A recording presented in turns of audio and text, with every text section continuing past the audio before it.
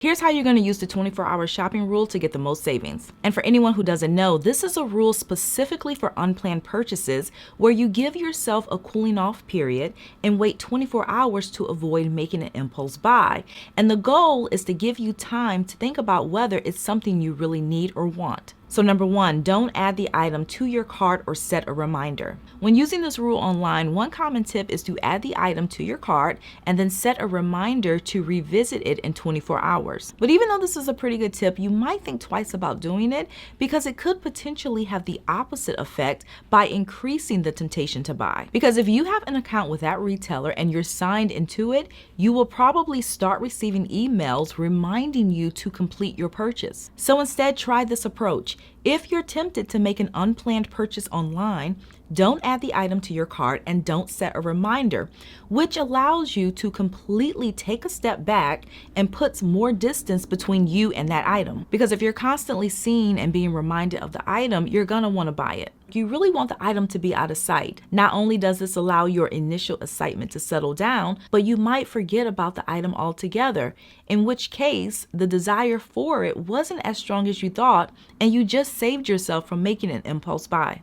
Also, when you're thinking about buying something, it's important to consider what else you could do with that money. And one of the biggest benefits of the 24-hour rule is that it gives you a lot of time to pause and think. So take a moment to ask yourself if there's a better way to use that money. Maybe you could save it, pay off debt, or do something fun that makes you happy in the long run. For example, let's say you're out and you're running errands and a pair of shoes that are on sale catches your eye. And let's also say that because you didn't plan on buying shoes this particular day, you wisely used the rule. In which case, one thing that you can do over the next 24 hours is seriously consider other things that you've been thinking about doing. For example, maybe you've always wanted to try jet skiing or another activity, or maybe you've been thinking about buying a few organizational items for the house. And let's take it a step further and say that the cost of these is about the same as the shoes. So once that cooling off period ends, you might decide that instead of putting that money toward another pair of shoes that you probably don't need, it might be better to put it towards something else that you've actually been thinking about doing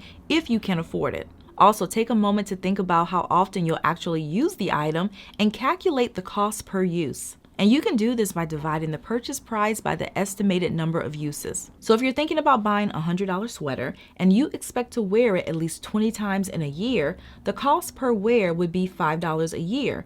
And from here, you can then decide if the purchase makes sense for you. Additionally, you can also price unplanned purchases in terms of hours worked and then estimate how long you would have to work to pay for it. And once you've done your calculation, you can then decide if you would rather put the money towards your impulse or something else. You should also sleep on it literally. So during this 24-hour period, make sure that you get a good night's rest. Research shows that sleep can enhance cognitive function and decision-making abilities, meaning you might wake up with a clearer mind and a better perspective on whether the purchase is worth it. But on the other hand, sleep deprivation can impair judgment and make you more impulsive, so you're more likely to make regrettable choices. So to ensure a better night's sleep, you might try some of these tips. First of all, go to bed and wake up at the same time every day, even on the weekends. You can also create a relaxing bedtime routine where you wind down with activities like reading, gentle stretching, or taking a warm bath. Don't forget to make your sleep environment comfortable, so keep your bedroom dark, quiet, and cool,